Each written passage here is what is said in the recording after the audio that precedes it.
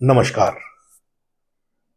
पर्वों की इस श्रृंखला में आज हम जिस पर्व के बारे में बात करेंगे और उसकी कथा सुनेंगे, कहानी सुनेंगे, वह है श्री कृष्ण जन्माष्टमी। जितने भी अवतार हुए हैं हमारे, उनमें श्री कृष्ण के अवतार को ही पूर्णावतार कहा जाता है, यानी कि पूरा अवतार, जिसमें ईश्वर के सभी अंश मौजूद थे। बाकी जितने भी अवतार हुए हमारे, वामन अवतार, मत्स्य अवतार, श्री राम, इन सबको अंशावतार कहते हैं। जब कभी बात चलेगी पूर्णावतार और अंशावतार पर, तब हम इस पर विस्तृत चर्चा करेंगे, लेकिन आज हम अपने आप को सीमित करते हैं श्री कृष्ण जन्माष्टमी तक ही। इसकी कथा बड़ी रोचक है कि भगवान श्री कृष्ण कैसे अवतरित हुए। द्वापर युग था। द्वापर युग में पृथ्वी पर पाप का बोझ लगातार बढ़ता चला जा रहा था। पृथ्वी उस पाप के बोझ को संभाल नहीं पा रही थी, तो उन्होंने एक गाय का रूप लिया और देवराज इंद्र के पास पहुंची और पाप से कैसे निपटा जाए, इस बोझ को कैसे कम किया जाए, उसके बारे में चर्चा करी। इंद्र के पास इसका कोई जवाब नहीं था। वे पृथ्वी को, जो कि गाय रूप में थी, लेकर के विष्णुलोक विष्णु जी के पास पहुंच गए। भगवान विष्णु ने पृथ्वी की पूरी समस्या सुनी और उन्होंने कहा, बहुत जल्द मैं अवतरित होऊंगा तुम्हारे ऊपर और पाप का बोझ कम करूंगा। पृथ्वी प्रसन्न हुई और वापस आ गई। अब नीचे एक बहुत बड़ा दुराचारी, राक्षस भी कह सकते हैं, कंस, जिसने अपने पिता उग्रसेन तक को जेल में डलवाया हुआ था ताकि वह राज्य कर सके, राज्य कर रहा था और चारों तरफ उसने अत्याचार फैलाया हुआ था। कहते हैं कि वो अपनी बहन देवकी, जो कि उग्रसेन के छोटे भाई देवक की पुत्री थी, उससे बड़ा स्नेह करता था। सही समय पर उसने सोचा कि देवकी का विवाह किसी योग्य व्यक्ति से होना चाहिए, तो उसने देवकी के विवाह के लिए वृष्णियों के कुल के एक राजा वसुदेव को देवकी का पति चुना और देवकी का विवाह उससे कर दिया। देवकी का विवाह करने के बाद वह बड़ा प्रसन्न था और उसने कहा कि राज्य के बाहर की सीमा तक वह स्वयं रथ का परिचालन करके, रथ को चलाते हुए वसुदेव और देवकी को बाहर तक छोड़ करके आएगा, मथुरा से बाहर तक।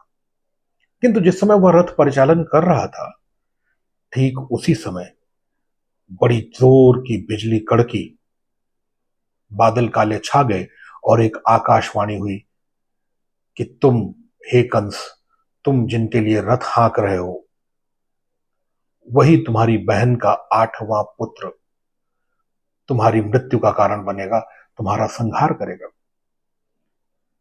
यह बात सुनते ही कंस क्रोधित हो उठा और वह वसुदेव को मारने दौड़ा। कहा, न रहेगा बांस न बजेगी बांसुरी, वसुदेव को ही मार दो तो पुत्र ही कहां उत्पन्न होने। किंतु देवकी कंस के पांव में लिपट गई और वह प्रार्थना करने लग गई कि वे वसुदेव को न मारे, मारने के बदले वो उसको कैद कर ले और उसके 8वां पुत्र का जब जन्म होगा तो वह उसे मार दे। कंस को यह बात समझ में आ गई। देवकी की यह बात उसने मान ली और उनको कारागृह में, वसुदेव और देवकी को बंद कर दिया। ऊपर देवताओं में हलचल मची कि अगर ये 8वां पुत्र, तब तक तो पाप का घड़ा इतना भारी हो जाएगा कि पृथ्वी कैसे उठाएंगी, इसको तो जल्दी भरना चाहिए, ऐसे तो बहुत देर से भरेगा। नारद मुनि को काम दिया गया कि भाई कंस, कि पाप का घड़ा जल्दी जल्दी भरवाओ जिसमें जल्दी फूटे। तो वे नीचे पहुंचे, कंस के दरबार में पहुंचे और उन्होंने कहा, तुमसे एक गुप्त मंत्रणा करनी है। कंस ने कहा, हाँ देवर्षि बताइए क्या। तो अकेले में उन्होंने 8 तीलियां एक गोलदारे में लगा दी, एक वृत्त सजा दिया उन्होंने, एक गोला बना दिया और उसने उनसे पूछा, बताओ इसमें से पहला कौन सी तीली है। कंस चकरा गए और बोले, ये क्या प्रश्न हुआ देवर्षि, गोले में पहला कौन है, कौन सी लकड़ी पहली है, इसमें कैसे सभी पहली हैं और सभी आखिरी भी हैं और सभी मध्य में भी हैं। बोले, तो फिर यही बात है, समझो इस बात को। जो आकाशवाणी हुई उसने 8वां पुत्र कहा, किंतु देव की लीला अद्भुत है। 8वां कौन सा होगा, पहला वाला 8वां होगा कि चौथा वाला 8वां होगा कि 8वां वाला 8वां होगा, हमें नहीं पता। इसलिए बेहतर यही है, अगर तुम अपने आप को बचाना चाहते हो तो सभी शिशुओं का वध करो। कंस को यह बात समझ में आ गई। उसने 7 पुत्रों का, देवकी के 7 पुत्रों का, जैसे ही वे जन्मे उनको शिला पर पटक करके मार डाला। समय बीतता गया, देवकी और वसुदेव जेल में ही रहे। देवकी 8वें पुत्र के लिए गर्भवती हो गई और वहां पर कंस ने सुरक्षा और बढ़ा दी, क्योंकि देवकी अब लगभग पुत्र को जन्म देने ही वाली थी। बहुत सारे सैनिक उनको, दोनों वसुदेव और देवकी को बेड़ियों में, हथकड़ियों में जकड़वा दिया और हर समय उनका ध्यान रखने के लिए सैनिकों को, सेवकों को वहां छोड़ दिया।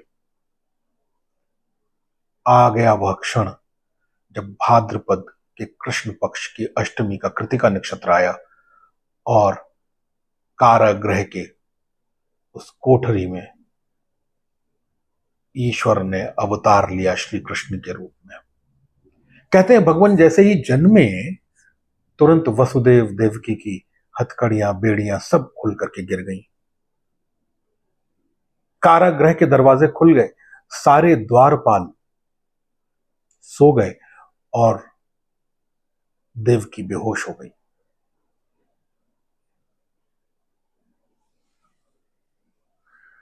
वसुदेव के लिए एक आकाशवाणी हुई कि वसुदेव, कंस के वध के लिए मैं जन्म ले चुका हूं और इस पृथ्वी को मैं पाप से मुक्त कराऊंगा, किंतु तुम्हारा कार्य यह है कि तुम्हारे मित्र नंद, जो कि ब्रिज भूमि पर रहते हैं, यमुना पार, तुम मुझे वहां पहुंचाओगे और उनके वहां जिस कन्या का जन्म हुआ है आज ही अभी, उसको लेकर के तुम कारागृह वापस आओगे। बाहर मूसलाधार बारिश, घनघोर अंधेरा, सब लोग सो रहे, समय जैसे रुक सा गया हो, केवल वसुदेव जग रहे हैं और वे कृष्ण नामक बालक को लपेटते हैं बहुत अच्छे से कि वह भीग न जाए और अपने सीने से चिपका करके चल पड़ते हैं। रास्ते में यमुना अपने विकराल वेग से बह रही है, लेकिन ईश्वर पर पूरा भरोसा है वासुदेव के, वो उस विकराल यमुना में उतर पड़ते हैं। वो जैसे जैसे आगे बढ़ते हैं, यमुना को भी खबर हो जाती है कि भगवान श्री कृष्ण उसे पार कर रहे हैं और वह जल्दी से जल्दी उनका चरण स्पर्श करना चाहते हैं, इसलिए वह धीरे धीरे ऊपर आना शुरू होती है और वसुदेव की सांस में सांस नहीं रहती कि अब डूबे कि तब डूबे। और वहां यमुना किसी भी ढंग से श्री कृष्ण के का चरण स्पर्श करना चाहती हैं और इसके लिए उसको वसुदेव के सिर के ऊपर तक आना पड़ेगा। वसुदेव ईश्वर से प्रार्थना करने लगते हैं कि अगर ऐसा ही चलता रहा तो वे डूब जाएंगे, वो भगवान को ब्रज भूमि तक पहुंचाएंगे कैसे। ठीक उसी समय भगवान श्री कृष्ण, जिसको वसुदेव ने यमुना में जाते समय अपने सिर पर ऊपर एक सूप में उठा लिया था, वहां से वो अपना पांव नीचे करते हैं, यमुना को छू जाता है, यमुना चरण स्पर्श करके वापस अपनी सतह पर आ जाती है और बड़े मजे से वसुदेव अपने मित्र नंद के वहां पहुंचते हैं। वहां पर भी यशोदा एक पुत्री को जन्म देने के बाद बेहोश हो गई हैं, सब लोग सो रहे हैं, केवल नंद जागृत है। नंद के पास जाते हैं,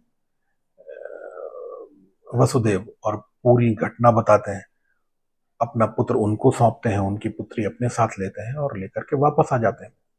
जैसे ही वे कारागृह में वापस आते हैं, हथकड़ियां बेड़ियां अपने आप लग जाती हैं, दरवाजे अपने आप बंद हो जाते हैं, बच्चा रोने लगता है जो अभी तक सो रहा था, और सारे द्वारपाल जग जाते हैं।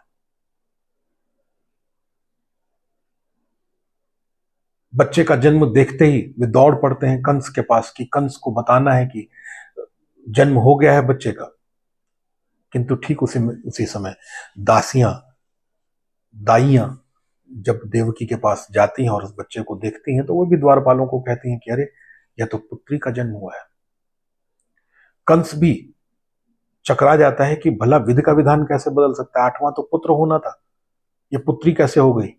वह आता है देवकी के कक्ष में और उसको मारने के लिए जब ले जाने लग जाता है, देवकी प्रार्थना करती है कि इसको तो छोड़ दीजिए, यह तो पुत्री है। आपको तो मेरा आठवां पुत्र वध करने वाला था, यह पुत्री है, इससे क्या। हालांकि वह पुत्री और कोई नहीं, भगवान की स्वयं माया थी। कंस मानता नहीं, कंस ले जाता है और जैसे ही पत्थर पर पटकने के लिए उसको उठाता है, वह उसके हाथ से छूट करके हवा में उड़ जाती है और एक बिजली का रूप ले लेती है, कड़कती है, और आकाश में भविष्यवाणी होती है कि हे कंस, तुम्हारी मौत का कारण तुम्हारा काल ब्रजभूमि पर जन्म ले चुका है। अब तुम्हारे पास अधिक समय नहीं है। समय के साथ कृष्ण लीला करते हुए कंस का भी वध करते हैं। किंतु यही भाद्रपद की कृष्ण पक्ष की कृतिका नक्षत्र में जब भगवान श्री कृष्ण का जन्म हुआ, वह समय ही, वह दिन ही कृष्ण जन्माष्टमी के नाम से मनाया जाता है। जगह पर तरह तरह की झांकियां लगती हैं। बचपन में तो हम मेलों में भी घूमने जाते थे।